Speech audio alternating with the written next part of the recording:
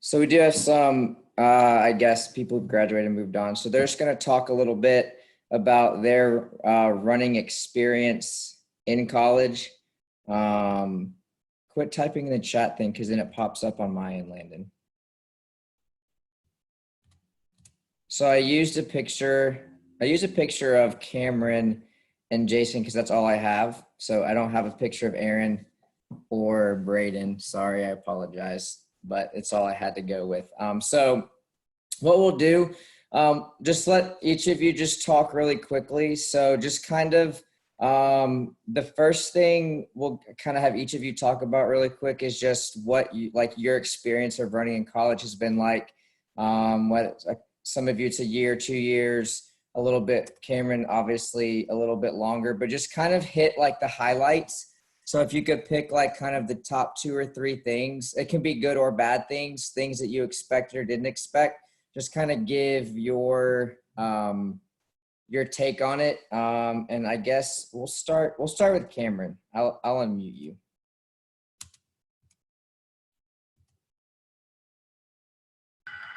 Still says I'm muted. You're good. We can hear you. Oh, okay, sweet. Yeah, my running experience in college has been great. You know, I really wouldn't trade it for anything. The best part about it has definitely been teammates. You know, that was one of the things I enjoyed most about high school was the team atmosphere. Coming together and having like a set time at every day where I could just go, you know, be with my friends for a couple hours and, you know, escape from all the stresses that school brings along, you know, because college classes will get harder and it's stressful, but it's nice for me to know that I have that 3 hours where I just get to go run. I get to go see my friends. So that's really been a great part, just the day to day. And I've made some great connections through teammates, you know, breaks. Well, I guess you can call it a break like this. And, you know, it's still good to go see some teammates occasionally and just hang out because, you know, you get really close with that group and it's awesome. Another thing I would say I've learned a lot about running and just the sport. And unfortunately, a lot of that for me has been through injury, but, you know, it's still been fun to watch myself grow and progress as a runner. I'll throw out just some times, high school cross country, 16:48 senior year. And last year on a cross country course, I split a minute faster in a 5K, 15:47 through the 5K split and finished an 8K in 25:47, which is about 15, 16 seconds per mile faster than I was able to go in high school. So it's been cool to watch myself grow in, you know, the sport I care about and love as well. And, you know, I've learned a lot from coaches, from other teammates, how they approach training and comparing it to how I approach training. And, you know, it's been fun to work with teammates and, you know, we push each other. Still, teammates are also running faster than they ever have. So that also kind of strengthens the relationships that you build when you just go out and work with people and push each other to new heights. And, you know, I love that part of being on a college team. What would you say is probably the most unexpected thing for you? Like just the expectations you had going into college. What was the biggest thing that maybe wasn't quite what you were expecting? I think team expectations at Barry personally are a little bit loose. I expected to have a team where all your teammates are just bought in and there's not a lot of room for cutting around. You know, like my 10K time trial freshman year, I came in great shape and a lot of guys, you know, had barely run over the summer. And I was thinking, you know, what is going on here? You know, like you guys are college athletes. You should be pushing yourselves harder and running, you know, at least 40 to 50 miles a week over the summer to get ready for this thing and get ready for the season. But, you know, I came in that first year and guys weren't hitting their time standard, not even close. So our team that year should have technically been 3 guys because only 3 of us hit the time standard. And that's been something that, you know, I've been able to, you know, I think I've played a huge part in helping change the culture towards that, where last year we had a team where 14 or 15 guys met the time standard. But, you know, it's still, you know, pretty chill where if you don't train over the summer and choose not to, you can still fight to get back on the team. And things like injury happen, I get that, but it's the ones that there's a few more people there that don't, train as hard as I thought, if that makes sense. It's not quite like high school where you got people that are forced to be out there. Everyone wants to be out there. It's just there's some people that don't put quite as much into it as I expected. Cool. Let's go to Jason. We'll go Jason next. Kind of what kind of has been just some of the takeaways for you from running so far? So like Cameron, I'd say the teammates and the atmosphere is probably one of the best things. Because with college, it's completely independent. Like you don't have your parents sitting over your shoulder really. There's really no no one's telling you, okay, you should be doing this work now, and your team and your friends that's your support, and those are the people who keep you focused. It's not necessarily like a running thing; it's more of an academic thing, at least for me. And I'm also taking the fun way to college. I'm taking 5 years instead of 4. And the support from that is I didn't expect it. I expected a lot of pushback especially from the other guy in my class, and as well as the kids younger than me, wanting to stay for 5 years. But just it's been a great support. Everyone, running in college, I think is the best thing I've done since joining high school cross country. Just because of the amount of fun that we have, and it's just a great time. And then I guess same question for you. What's kind of one of the bigger expectations you had going in that didn't quite match up to what you thought college running would be like? So I emphasize very heavily, because of learning from you, recovery and strengthening and just general maintenance, keep your body healthy. And I know at least at Barry, that isn't emphasized very heavily.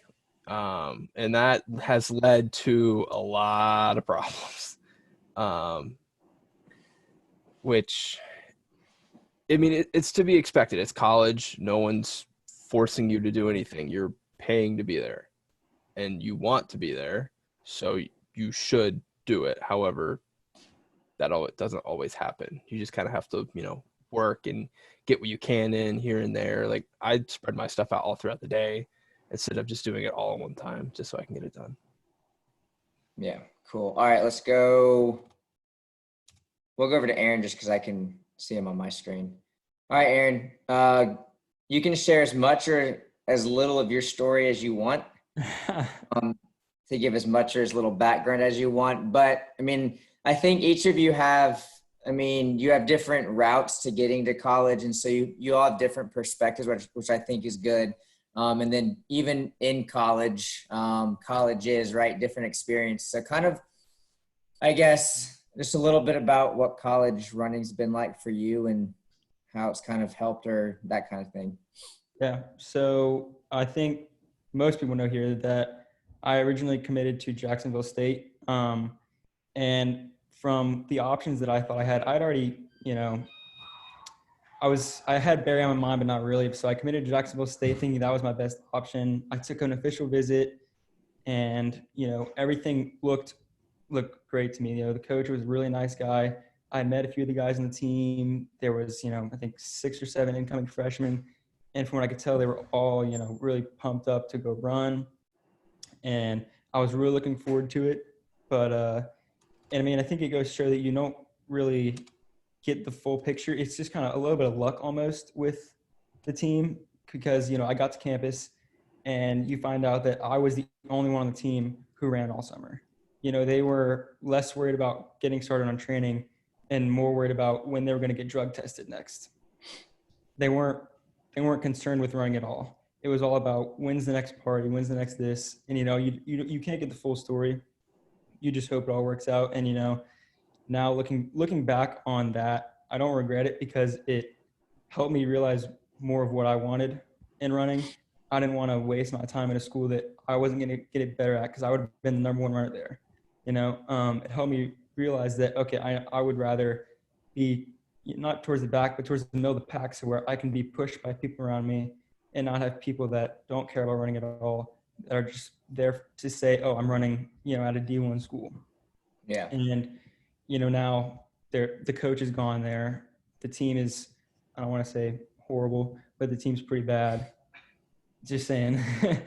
And so, like I said, looking back on it, so far I have had no regrets for transferring schools, but I think it also helped me learn a lot from what I went through there. Cool. And I guess we'll change the question up a little bit. Could you see yourself not running in college? And if no, kind of talk about why you could or couldn't see that. At this point, I definitely couldn't. Over when I was going into summer, I was kind of like, maybe if I get there and it doesn't work out, maybe I won't run in college and won't be a big deal. But after going through what I did and realizing, I had kind of like a realization where I was like, okay, running is really what I want to do in college. And I mean, I think if it weren't for running, honestly, I think my college experience wouldn't be as good as it is, because you, like both of them said, you build all these relationships. They hold you accountable for running and for academics, and just in general, having a set group of people before you even get to campus. When you have like group chats with them, you run over summer with some of them. It really helps before you even get to the school, helps build relationships. Cool.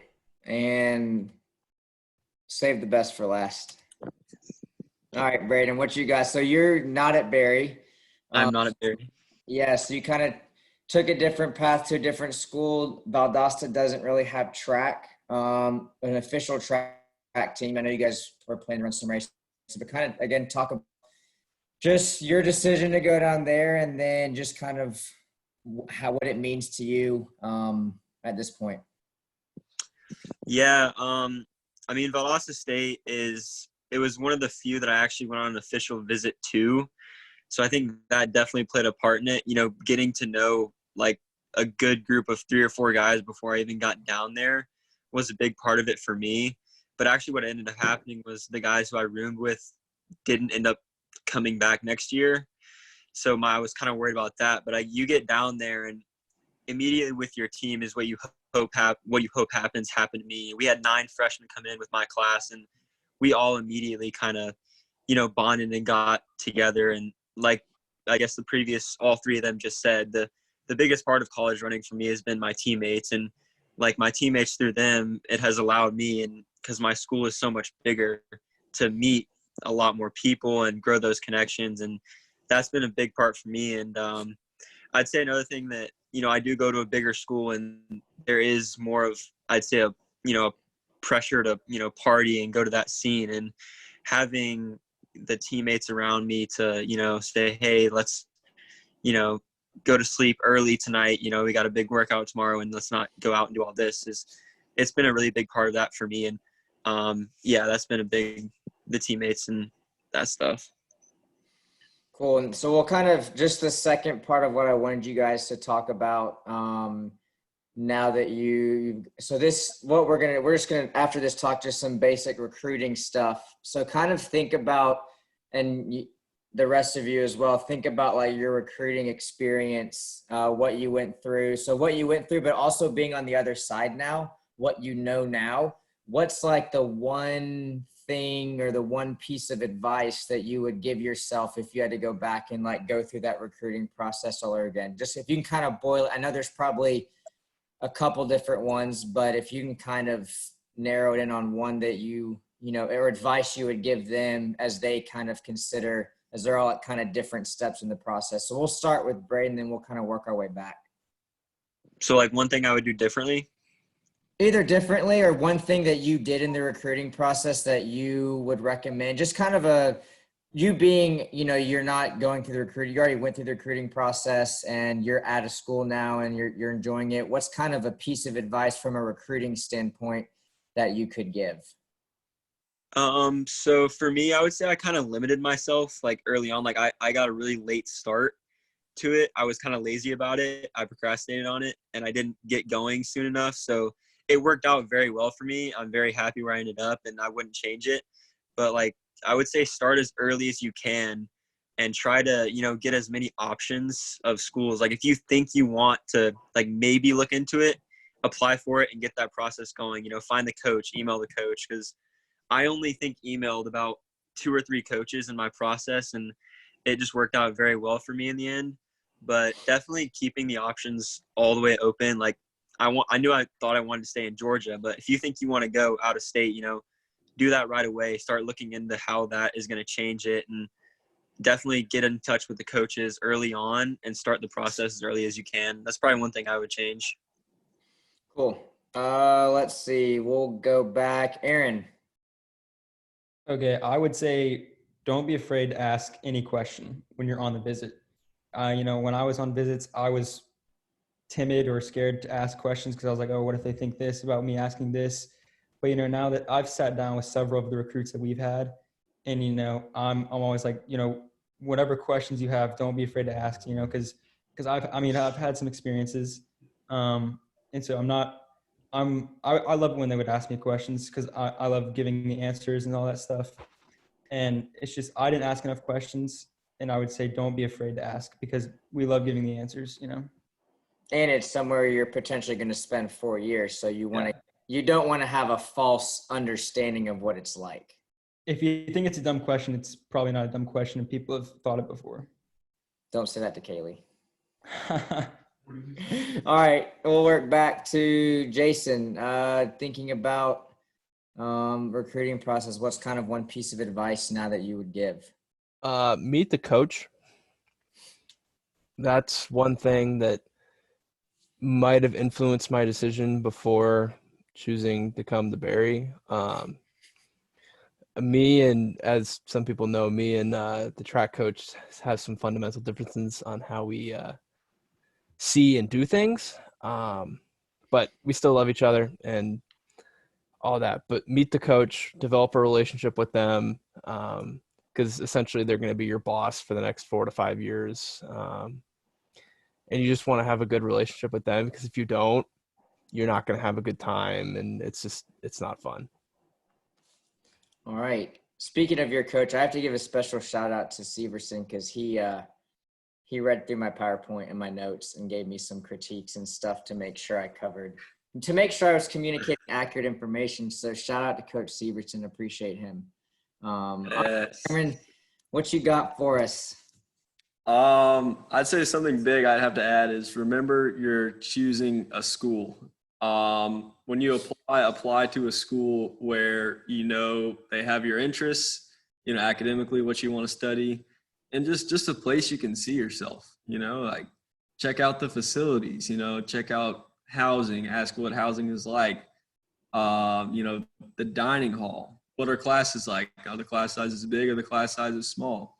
And think about if it's a place you could see yourself academically, because that's really what you're there for. Most of my time, probably 7 hours a day at least, goes towards academics, where 2 to 3 max goes towards running. So you're there for academics. That's most of what you're going to be doing. Remember to choose a school and apply to a school and start talking to the coaches and try to get in touch more with the teammates. When that's a school you can see yourself fitting in and finding your interests, and a place you can see yourself thriving. And there was one other thing I was going to add. Remember it's tough to put yourself out there on recruiting visits, and one thing I wish I did more was actually take some official visits. I had the opportunity to meet teammates or potential future teammates sometimes, but it was really just to sit and chat for a little while. And something I wish I did, and I feel like is a really big part of the recruiting process, is doing these overnight stays like I know Aaron did. And he talked about how we should ask more questions, but things like that, it can be uncomfortable for a high school student especially. But the thing I would say to remember is don't be afraid to ask questions, like Aaron said, because it's awkward for the college students too. They're going about their business, and they're not sure if they want to impress you, right? They want you to come run for them, of course.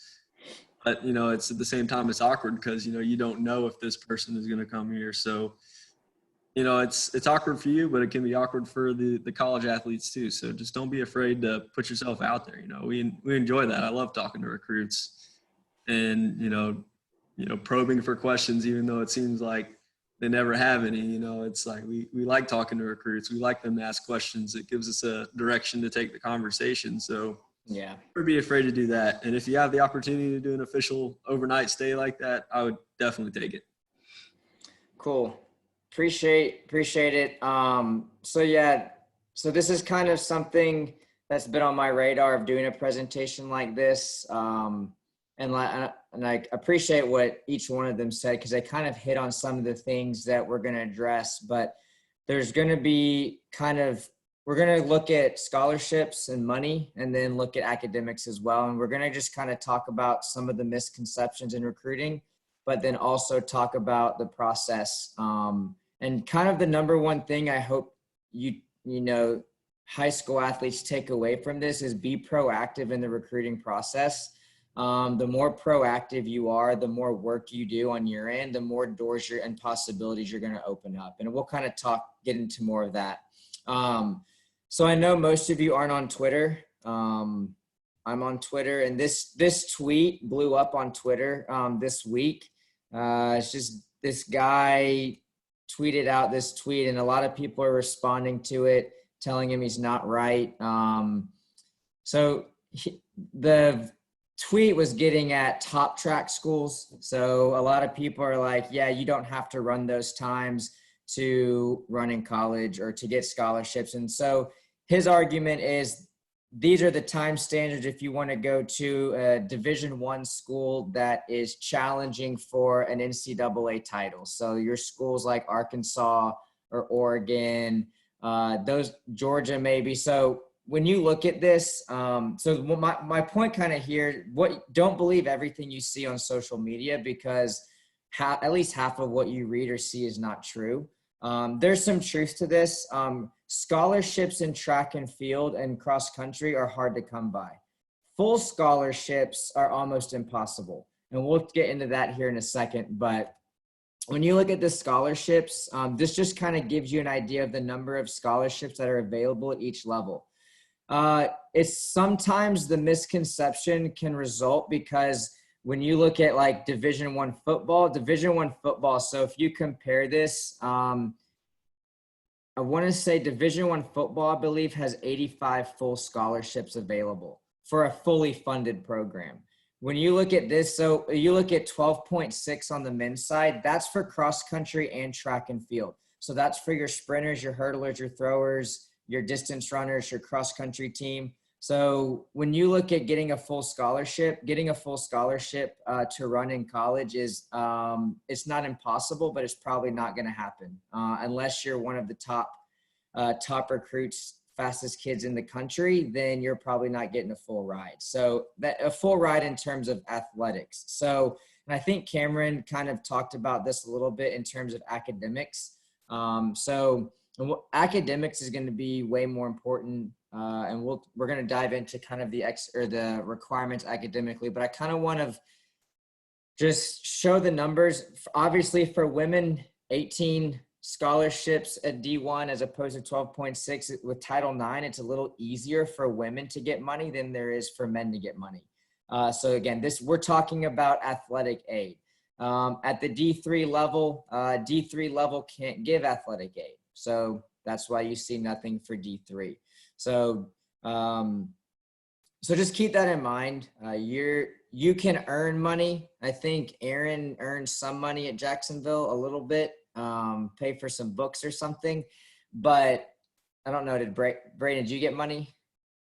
No? Yeah. So, I mean, the thing is, if you want to run in college and you put in the work, there's probably a place for you. But in terms of actually getting money to go to college just for running, it's a lot more difficult just due to the number of scholarships that are available. One kind of thing, if you have questions, I can help you find these numbers.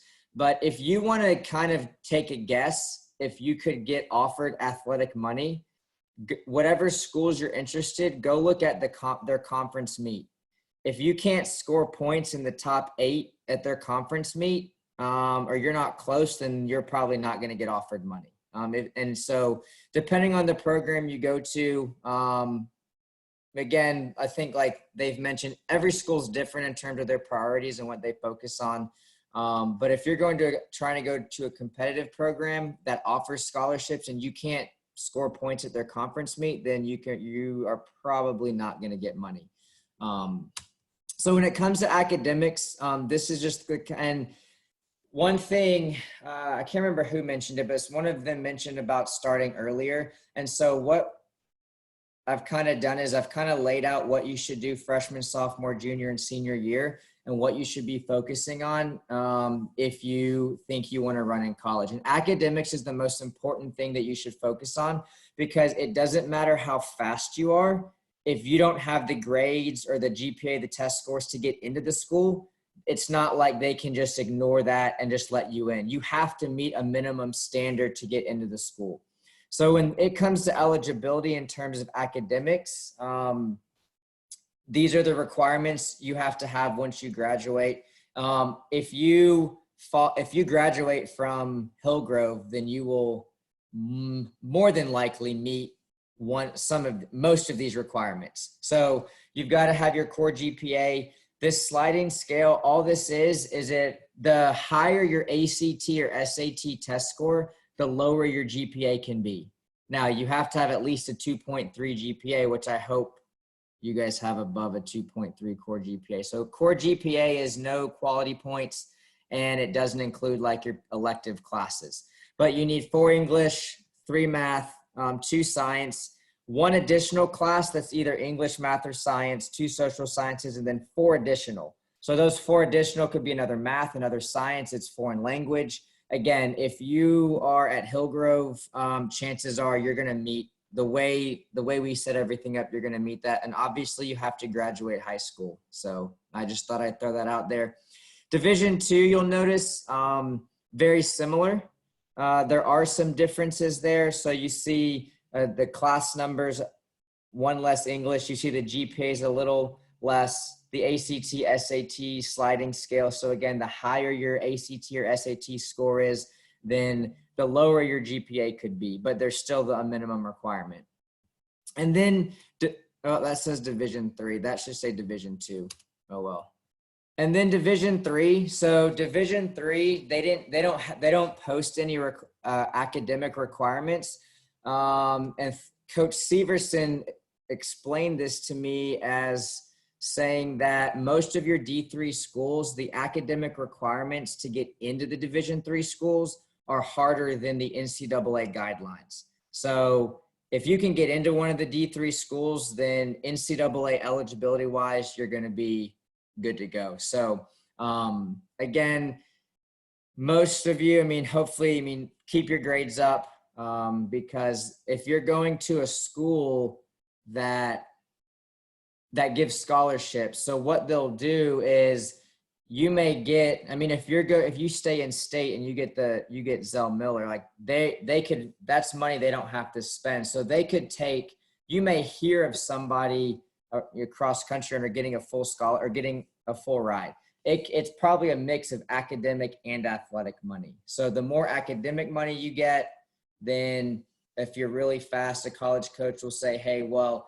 75% of your tuition or fees are paid for through academic money. I'll give you 25%. And then that 75 plus 25 then gives you a full ride. But again, keep in mind, getting full rides is not as common as you might think, but know that Division I, Division II, they'll pair that academic, athletic money. Chloe's dad, he coaches at Young Harris swim and soccer, and he does that a lot. And in my conversation with him, he'll oftentimes mix when they give you your financial aid or your scholarship package. They're going to show you, here's how much you got academic wise, then show you how much they'll give you from an athletic standpoint.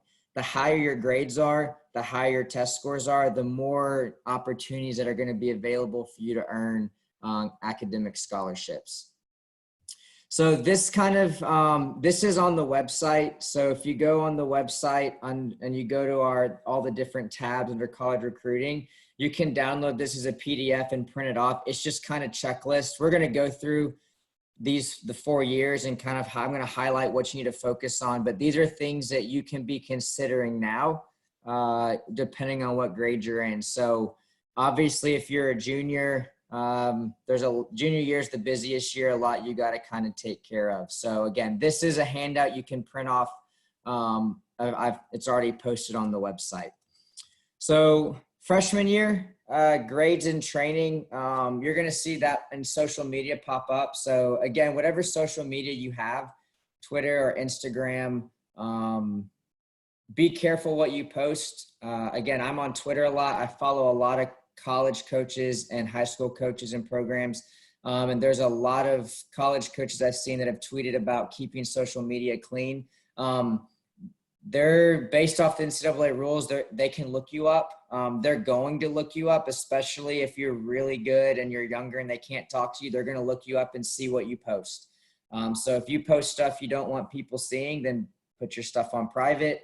But be careful what you post online. That's just a good life skill, but anything you post online is permanent and there's no way you can get rid of it. And so just think about what you post on social media, the videos, think about what you like and what you retweet if you're on Twitter, or think about what you repost, think about anything, what you comment, because if they can see it and you're saying stuff that they don't like or things that are inappropriate, then they probably won't even recruit you at all. So the keeping social media clean is going to come up every single year because that's just something that is important. Again, I talked about grades, and then training. Training's important because if you want to run in college, right? You don't have to be the fastest kid on the team. Again, if you are interested in running in college, then if you do your homework and you're proactive in contact schools, and there's probably an opportunity out there for you. It may be a walk-on, or you may go to a school and you pay just like everybody else, but you can still be on the team. So, if there's interest there, the training, obviously you have to be committed to your training so that you can have at least some decent performances where the coaches will want to talk to you. And then begin thinking about colleges and majors. I really like what Cameron said. You're looking at the school. One thing that I've heard from multiple coaches and athletes is when you take visits, and we'll talk more about those here in a second, but you want to be able to see yourself at the school if your sport got taken away from you. So if you get injured and you can't run for 6 months, could you be okay and could you survive at that school? Would you be happy there? If you're only there for running, then I would strongly consider should you be at that school. And so think about colleges and majors. Most of you are not going to become a pro runner. So when you graduate from college, most of you are going to have to pay bills based off probably what you got your degree in college. So really start thinking freshman year, start thinking, what do you want to do? If it changes, that's fine. I went through all of high school thinking I was going to go to Georgia Tech and be an architect. I started running, enjoyed that. And then by the time I graduated, it had changed to, I thought I was going to go into physical therapy or athletic training. And then now you see where I'm at now. So just because you're thinking about something freshman year doesn't mean that that's where it's going to end up, but it can help you in your college search. And I know I like this tweet. I know a lot of people post. It's more common in football. They're like, oh, I got an offer from this school. I got an offer from this school. They love to post that. Obviously, we don't want 184 schools. Now, early on in your high school career, make that list as long as you want. If you think you're interested in going to that school, look it up, do some research on it, add it to your list. We'll talk about narrowing down your list later. But early on, it's okay to have 20, 25, 30 schools. It's also okay to only have 4 or 5, but just keep kind of that list open. Sophomore year is going to be very similar to your freshman year. So grades and training and social media, obviously very important. Continue thinking about your colleges and majors. If you hadn't started a list, definitely start keeping a list.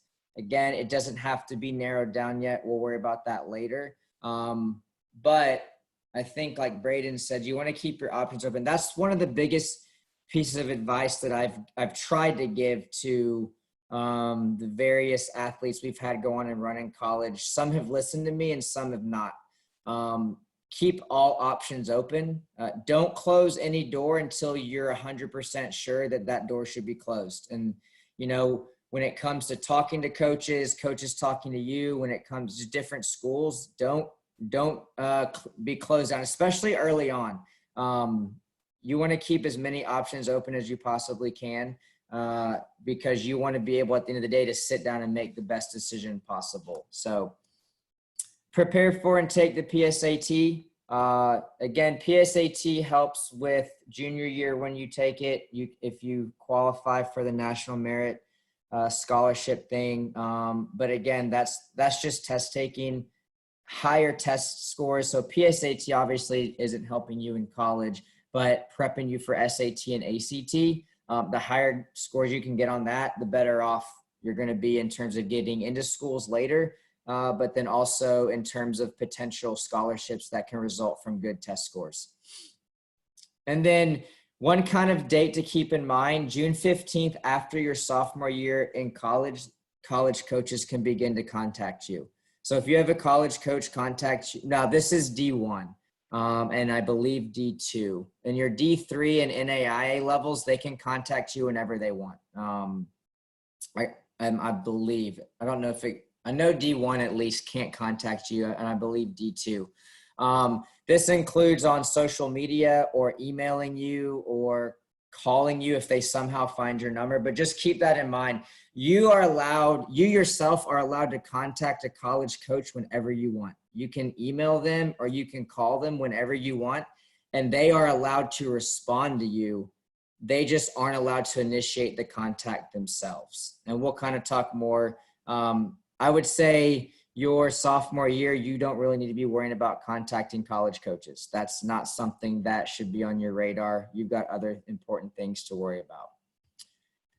Junior year, again, I said it's the busiest year. So when looking at junior year, this is when you want to start narrowing down your list. This is when you want to start and Coach Severson, he recommended narrowing it down to no more than 10 schools, closer to 6 to 8 if possible. At this point, you want to, hopefully you have an idea of what your major is going to be.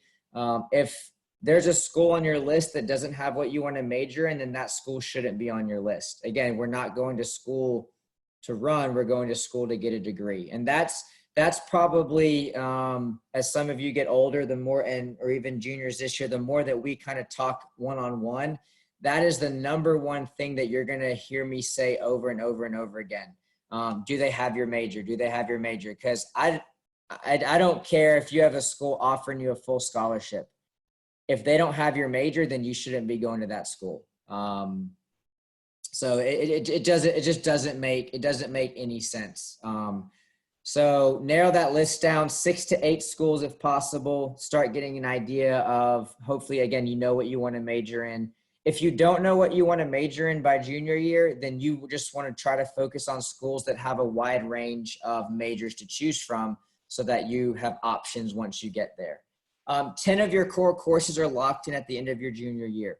So that core GPA we talked about, so 10 of those courses for the NCAA are locked in. So this is where you want to look at it and just make sure if you've done well in your classes, you've got nothing to worry about. But if you didn't do well in your classes, then you may need to talk to your counselor about what can you do to retake or bring a grade up or something. But so 10 of those courses are locked in. You need to take your SAT and ACT your junior year. Don't wait till senior year to take SAT and ACT because it takes time to get the scores back. That's one of the first things a college coach is going to ask you about. What are your test scores? Because they can get an idea of the type of student you are based off, some of you based off test scores or your GPA. Try to take it early. That way, if I recommend fall or winter so that you can retake it in the spring of your junior year if needed. That way, going into your senior year, you don't have to worry about it. Again, if you have to take it senior year, that's no big deal. I remember Connor Head. He was, I don't know if I know some of you know Connor, but he was relatively fast and he had some interest from colleges, but he didn't take the SAT until like the spring of his senior year. So like college coach would talk to him and he had no SAT or ACT score. So don't wait to the last minute. Take it in junior year. So follow teams on social media. Those schools that you're interested in, follow them. Then this is just recommendations. It's not something I would say you have to do, but get an idea of their program, see what they're like, understand that people can post on social media whatever they want. So they can, a lot of us do. We only post the good things. We don't post the bad things. I think of my first year when I took over and we were, the boys were dead last in the region and the girls were second to last. We didn't post on Instagram or Twitter about that. There was no post that day.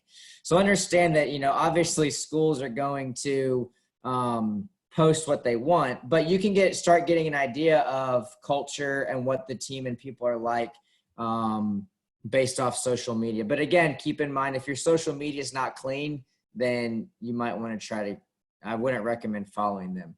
Register with the NCAA. So you can register with a free account.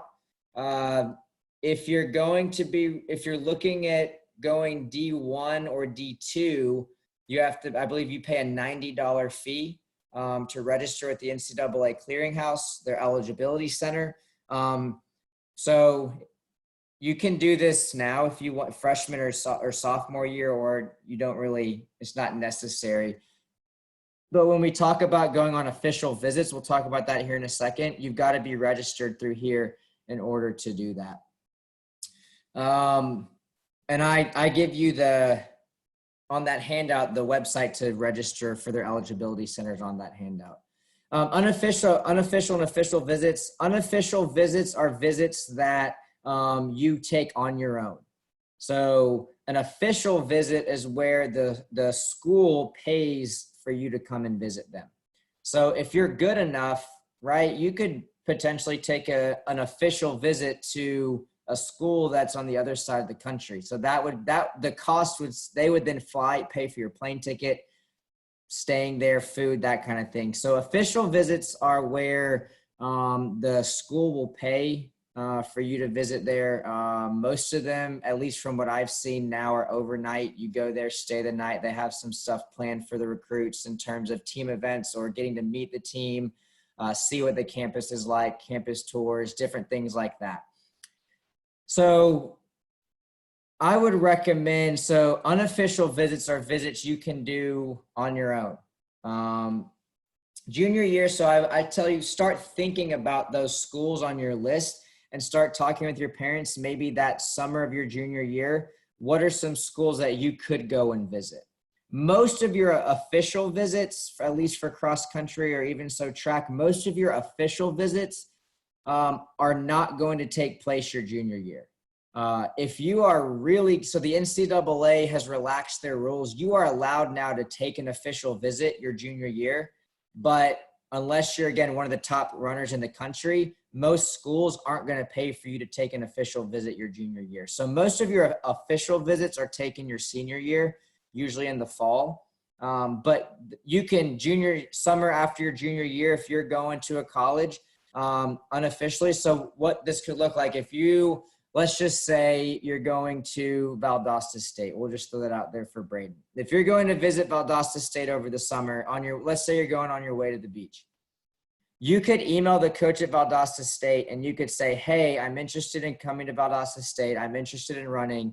You could email him and say, can I schedule time to meet with you while we stop by and look at the campus? If he wants to meet with you, he can set up that meeting. You paid to get there. He didn't cover anything. He's not paying for any meals. He's not giving you any gear, nothing like that. You're just meeting him, saying hello, introducing yourself. You can take as many unofficial visits as you want. When it comes to official visits, I believe you're only given 5 official visits. So again, and that's tracked through that NCAA eligibility center.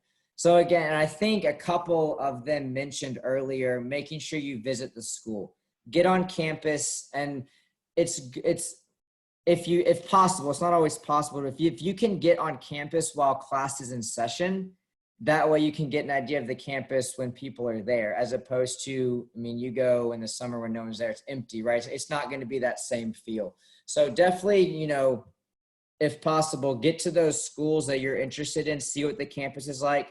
I know for me, when I visited UGA, and it may be because I'm a Tech fan and I visited UGA not even wanting to go there in the first place. But when I visited there, I did not really care for their campus. I just didn't care for it. So now, obviously, you don't want to make your sole decision based off, do you like the campus or not? But that's something that could factor in to it. So make sure you visit and again, get as much information as you can.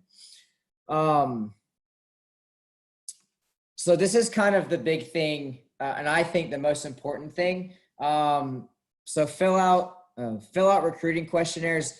Most schools have recruiting questionnaires where they just collect your basic info from you. So if there's a school, so back up to those schools that you're interested in, go fill out those recruiting questionnaires. They'll get an alert. They see that you filled it out. If you're good enough, then you may hear back from the coach relatively quickly. If you're not as fast, then they may just file it, you know, with all the other ones they get, and they may reach out to you later if they run out of options, or they collect basic info from you on that questionnaire. So every college coach I've talked to, even if you email them, they still want you to fill out that questionnaire. I would also recommend emailing the coaches that you're interested in. All this involves is go to the website, look up the email address of the coach. If you can't find it, let me know. Some of them are harder to find than others. Some of them, they're not just posted on the website. It's a little harder to get to. This is the part where you being proactive is going to open doors for you. And this is how I kind of explain it. When you think of a boy that can run 17 minutes in the 5K, or let's say a girl that runs 21 minutes in the 5K, I would venture to say there are plenty of schools out there that would take a 17 flat boy or a 21 flat girl. But this is the thing. There are a lot of boys in the country who run 17 flat. There's also a lot of girls who run 21 flat.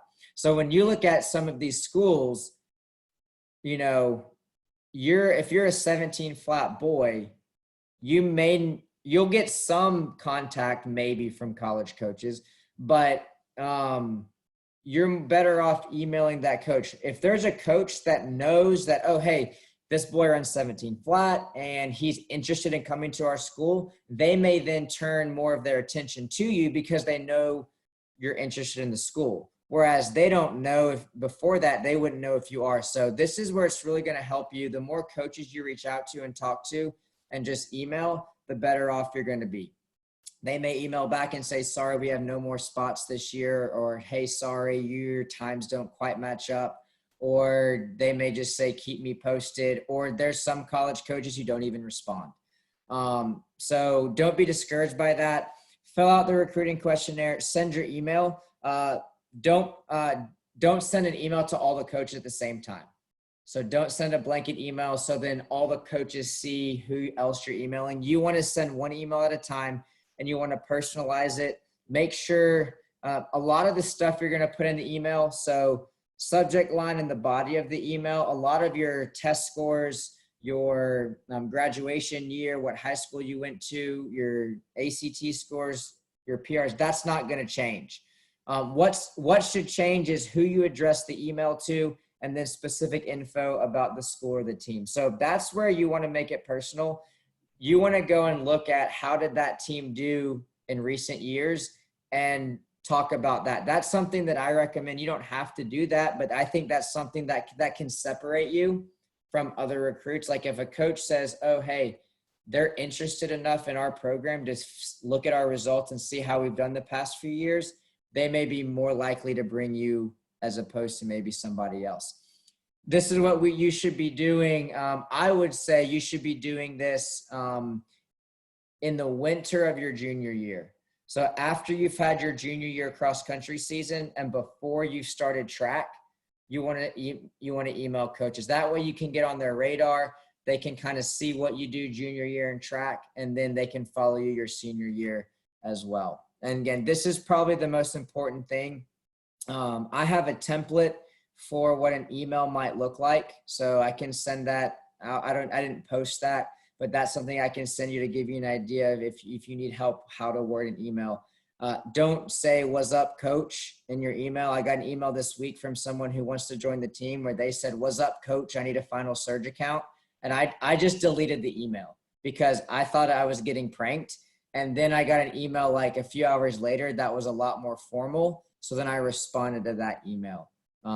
So another thing, and I put this here, I believe, make sure you use a professional email address. One thing I've learned with us doing distance learning is you guys are not good at email. I have kids email me assignments and they don't even sign their name to the email. And I kid you not, I have a kid in one of my classes whose email is like baby daddy 613 or something. And so I know who it is now because I had to ask who it was. So if you have some email address from when you were like 12 and it's some random email address, I would make a new one. Hopefully you have that, but your first name, it had your first name and last name in it or something. If I were Devin, I would not make my email address Bevan Dell. That's just too confusing. So I would definitely not email a college coach with my email address being baby daddy, whatever. So have a more professional looking email address. But you want to, this is kind of your first interaction with that coach. And then it'll have this in the eligibility center, but you want your counselor at the end of your junior year to send your transcript to the NCAA eligibility center so that your grades can be on file so that then college coaches can also see that. And then senior year, because you did a lot of work your junior year, senior year hopefully is relatively easier. I put this picture here again, so you want to narrow it down, right? We're not having 184 schools. Narrow down the list. So maybe you visited some schools over the summer, or maybe major has changed or something's changed, or maybe you talked with the coach and you just didn't get a good feel. So you maybe narrow that list down a little bit more. Maintain contact with the coaches of colleges that you're still interested in. So if you've talked with any coaches, make sure you just keep that line of communication open. Retake your ACT and SAT if you need to. Completing your FAFSA, most of you probably have no clue what that is, but that's how you get financial aid in college. You don't have to fill it out, but once you fill that out, it gives you information back that can help as college coaches look at, do they want to offer you money or do they not? Or they can get an idea of what kind of financial aid you're going to be eligible for. Apply to colleges. That's what you're going to be hopefully doing your senior year if you plan on running in college. And then again, take visits. And so I kind of put that here senior year because maybe you didn't have time to go to everyone junior year, or this is kind of more so where official visits will become more of a thing. And so if, most of the time, I'm trying to think, I haven't really ever had an athlete that needed to miss a meet to go on an official visit. Most of the time they were able to go after the race if we had a race that weekend. So just kind of communicate with me if you do schedule those. But another thing, as you look at it, you want to consider one thing as you narrow down your list of schools. I hope you're talking with your parents about the finances of college. College is not cheap. And so you may have your list of schools, but you need to talk with your parents because you also need to look at how much schools cost. For example, Furman, obviously Furman, most of us know they have a great running program, but it's also crazy expensive to go to Furman. So while that may be an option financially, it may not be an option. So maybe or maybe not that school should be on your list. It's hard to go out of the state of Georgia if you are getting any form of the Hope Scholarship. It's really, really hard to go out of the state of Georgia. There are a lot of schools in the state and a lot of good schools in the state. So don't, keep your options open, but also be realistic. You don't want to sit here and have a school on your list that financially is not going to work out for you. So just kind of some last things to consider, or kind of to summarize. Make sure you focus on your academics. That's, again, that hopefully you saw appeared every year. Your times are important. So the times you run, cross country times aren't as important because every cross country course is different, and college coaches know that. College coaches do not care what your cross country PR is. They care about where you place, and they care more so about where you place at the important races. They don't care if you won the race at the beginning of the season, but then crapped out at the end. They want kids who can run well when it matters. So cross country is more about place, but on the track's more about time. So again, times are important. For some schools, you've got to run certain times, but if your grades and test scores aren't where they need to be, you can't even get into school to begin with. There's opportunities at all levels. And so in talking with Coach Severson, him being a D3 coach, right? Sometimes you look at it from the standpoint of D1's the best. Then there's D2, and then D3 is, well, if I'm really not that good, I'll go D3. And if I'm really not that good, I'll go NAIA. So understand that that's, I would say there are some really good D2 and D3 schools that can beat D1 schools. I would say there are some Division I schools out there that like our team could beat. Like there are some D1 and D2 schools that our boys or girls teams could beat them. So don't think that D1 is like the end goal. And I know some kids get in the mindset, I'm going D1 or I'm not running in college, which is a dumb mindset to have. There are great opportunities. Again, you have to look at the major, you have to look at the school, the team. And, one thing I would say in talking with kids who go away to college, they graduate and come back, and I get to talk to them, the one thing they miss the most is the team aspect, right? You're still going to classes, you're doing homework, all that. But the one thing for those that don't run in college, some of you run 4 years, you have that one place that you go every day after school, races, that you have your teammates. That's the biggest thing that kids miss. So know that there's opportunities from Division I all the way down. Full athletic scholarships, like I said earlier, are hard to get. And then again, make sure you discuss your financial situation with your parents. If you're in the position that I was in, I have a twin brother who we were both starting college at the same time, that I had a brother who was a year younger. And so when we were looking at colleges, it wasn't just about what your major work, like any school you can get into, you can go to.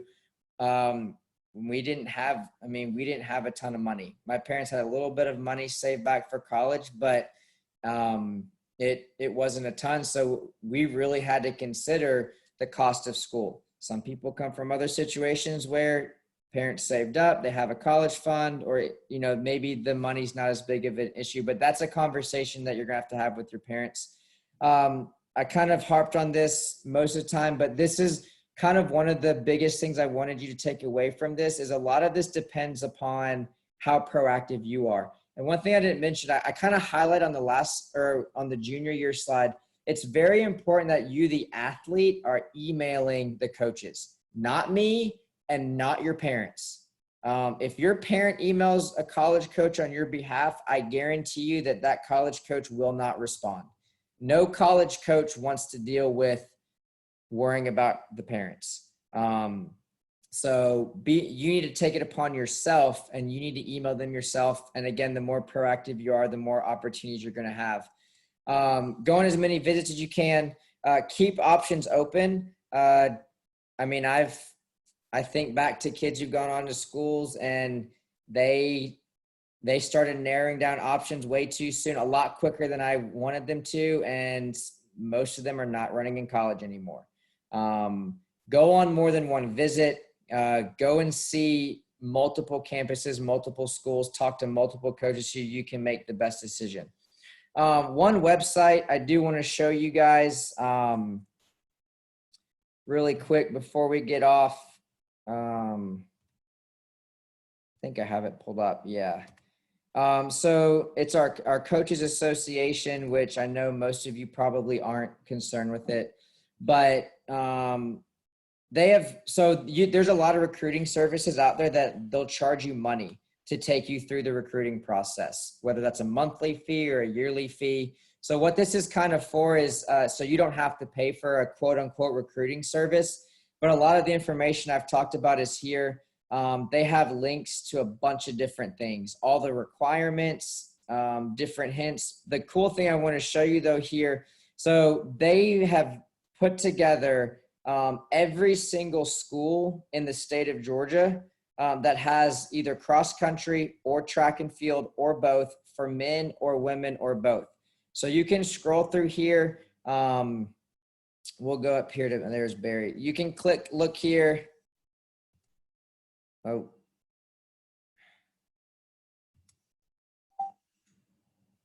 App. Let's try this again.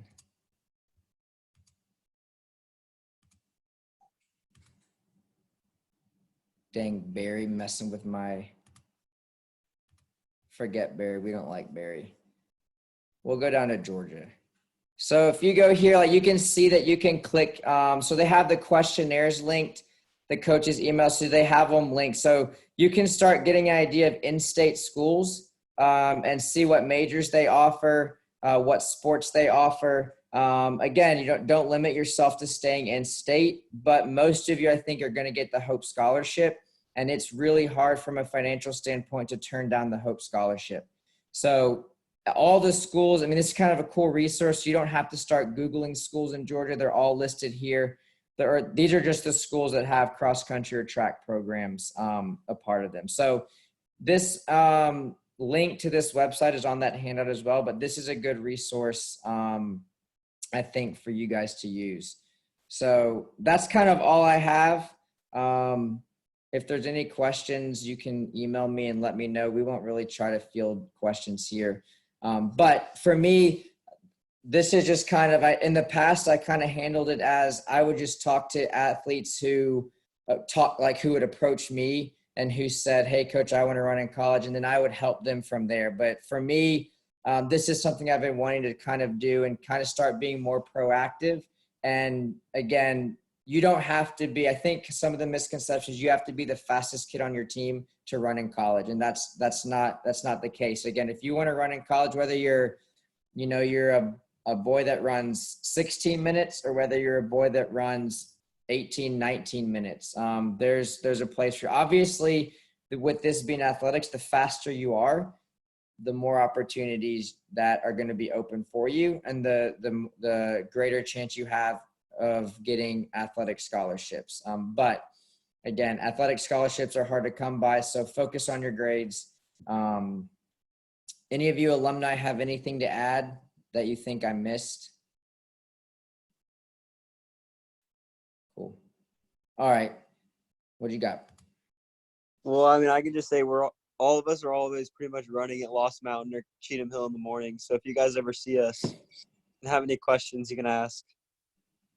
Yeah, I mean, definitely reach out to them. I know or if it's on Instagram, whatever, I know if you have questions, they'll be happy to fill you guys in. Cause I didn't run in college. All I can speak about is my experience in sending kids to college and what they've come back and told me. So they're really good resources to kind of get advice from. Cause again, they all have different paths and different experiences that can kind of help inform you. So all right. Well, I'll go ahead and end this. Appreciate you guys. And I will see hopefully some of you sometime soon. So see you guys.